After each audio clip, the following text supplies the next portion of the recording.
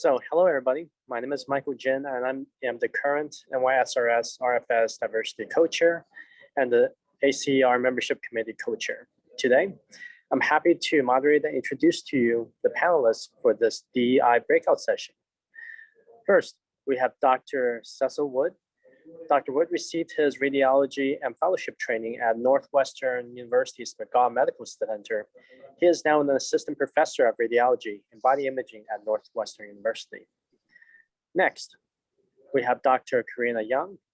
She is an associate professor of radiology at the University of Chicago and director of pediatric neuroradiology, and previously director of the neuroradiology fellowship for 8 years. Dr. Young also received her radiology and fellowship training at Northwestern University. Popular program, it seems. Previously, Dr. Young was Department of Radiology Co-Chair of Diversity and Inclusion at University of Chicago and is now its Vice Chair of Diversity and Inclusion. She is also part of the Executive Committee for the newly created Leaders in Advancing Diversity and Inclusion in Radiology under the Association of University Radiologists. Last but not least, we have Dr. Melanie Ross. She is an assistant professor at radiology at Columbia University Irving Medical Center and is an assistant attending radiologist at New York Presbyterian Hudson Valley Hospital. She received her undergraduate training at Harvard University and her medical and public health degree from Yale University. She completed her diagnostic radiology residency at New York Presbyterian/Weill Cornell Medical Center, followed by a fellowship in abdominal imaging at Brigham and Women's Hospital in Boston. Previously, she worked at Montefiore Medical Center for over 20 years and was formerly the chair of Montefiore DEI Committee. All right. So again, thank you everybody for coming. How I envision this session would be if we start up with a couple questions that I have drafted. And if you have any additional questions, please feel free to enter them into the chat. I'll be happy to ask the panelists. So the first question I have for our panelists is, why is diversity, equity, and inclusion important in radiology? I can start. That's a great question. I think, people look at radiology and they don't necessarily think, oh, diversity is necessary, but it actually, it really is. I mean, if you take a look at mammography, I think it's really important to have people serving all different communities in order to make sure that women from all backgrounds, get timely mammograms in order to prevent breast cancer. And I think that's like one great example where diversity in radiology is really important. We also do a lot of other screening studies as well. And it's also just important to serve all the different communities that are out there with high quality imaging, because really radiology is the linchpin of medicine. Without radiology, you can't really practice oncology, internal medicine, surgery. I mean, it's really the backbone. And I think that you have to have people committed to serving all the different communities that are out there. To me, that's the reason why diversity is important in radiology. I think for me, the workforce of our radiology colleagues, we want that to mirror the patients that we serve. So at University of Chicago, especially, we're in a neighborhood serving 12 different zip codes that are very underprivileged. Many of them are below poverty level. They have limited resources and access to medicine, which was obviously brought forth with the COVID pandemic. But to remember that in the recruitment process for both our faculty and also our trainees, radiology, unfortunately, is a very relatively lowly ranked currently in the diversity arena. So we're trying to improve that in every way possible so that our workforce, our future radiologists and our current radiologists can better reflect our patient populations that we serve. And also, in addition, radiology, the department is where a lot of patients make their first connection with the hospital. And so we want to be able to welcome them by presenting them with staff and faculty that look like them and understand the culture and can express the respect and empathy and compassion for them. And that makes them feel more comfortable, and that makes them seek out healthcare and improves their quality of life, which will improve their families, the community, and the nation eventually. So yes, it's really important to be diverse in radiology as in other fields. I would just also say that, you know, coming to work and working with people, it's more fun, more enjoyable for me to work with a diverse group of people. So it just makes my life a little bit more enjoyable as well. Thank you, everybody, for sharing. So now that you mentioned some of the reasons why radiology is important, what do you think is the best ways to promote DEI in radiology? So while I was at Monty, I was the chair of our Diversity, Equity, and Inclusion Committee. And I think probably the number one thing that we took upon ourselves to do was to have a lot of education. So I think a lot of the institutionalized racism, lack of respect for other cultures, is really all about just not knowing and being afraid of what's different.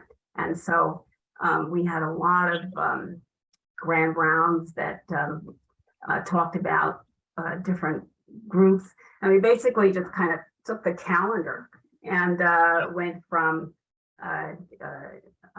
Black History Month to Women's History Month to AAPI Month in May, and Hispanic Heritage Month in September.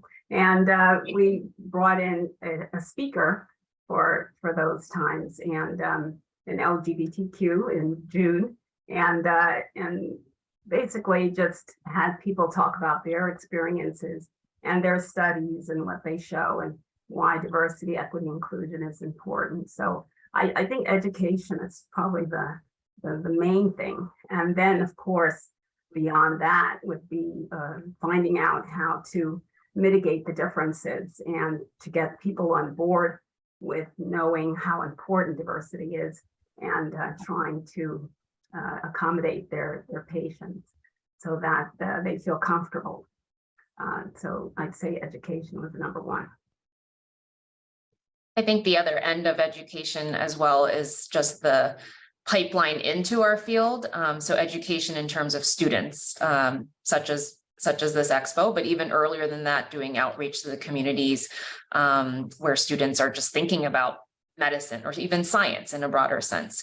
So we're trying to do more outreach activities. So it's coupled very closely with community outreach to get our word out into the surrounding neighborhoods and our the kids that are, you know, right around us, whether it be grade school. We've done smaller events for grade school kids, all the way through to high school and college as well. Because I think the only way to really improve our diversity is to start early, because if we've missed them, then they're already off track and may not know anything about our field and may not realize that they could go into it.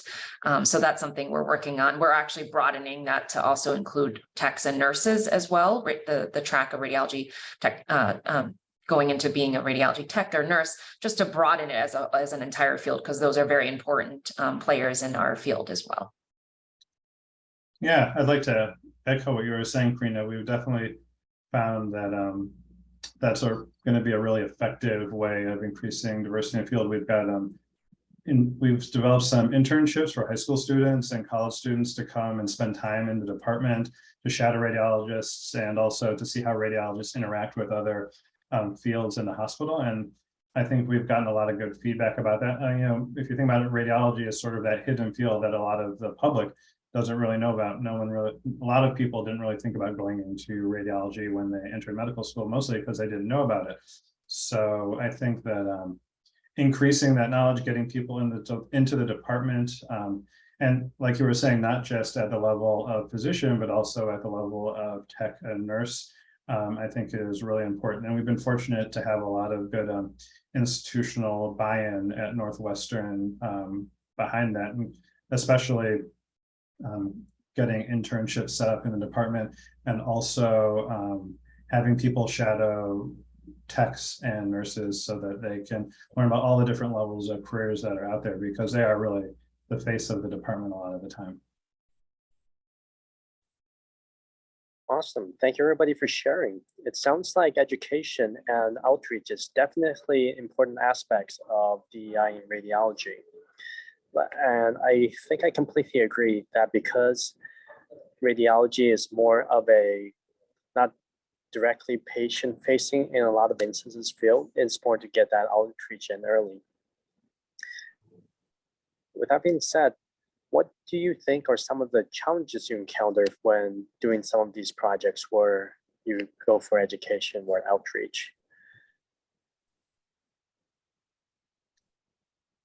Well, we had we did have some challenges. I think not everybody was on board with with the program. You know, they would prefer to keep things quiet and status quo.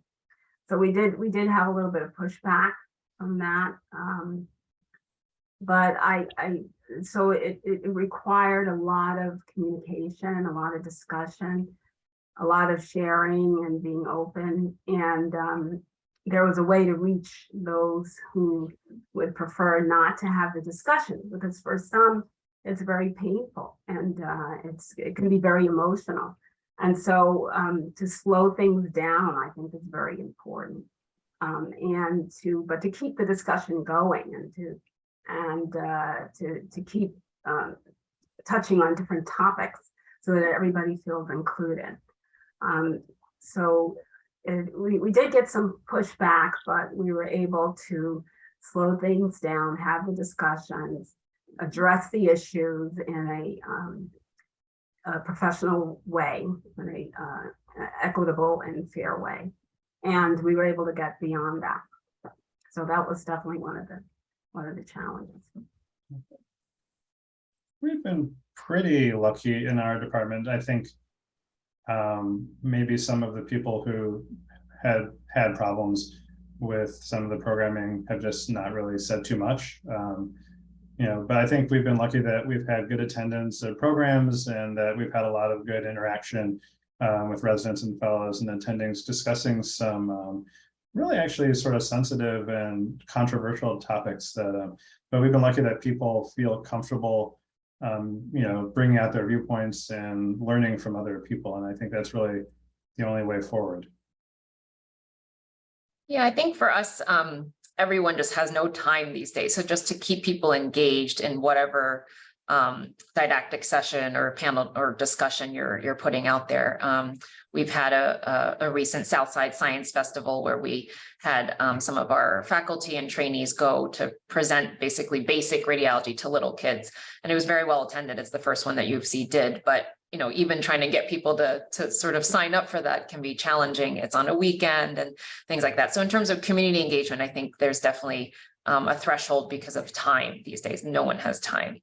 And I think the other aspect is just getting your leadership to buy in and to really have it be top down, which is what they always say for DEI is the most effective. It's you sort of have to persuade it because not everyone sees it the same way. And sometimes people are not aware, of the problem that exists. And I think to try to talk to people individually at a one-to-one level, try to turn their opinion around and get them to see it the way that it is can be helpful, but can be presented as a challenge at first. Awesome. Thank you for sharing. So we have a question from the audience in chat. So the question is, do you think some of the things you mentioned are the same for medical students? Is there anything medical students can do from the bottom up?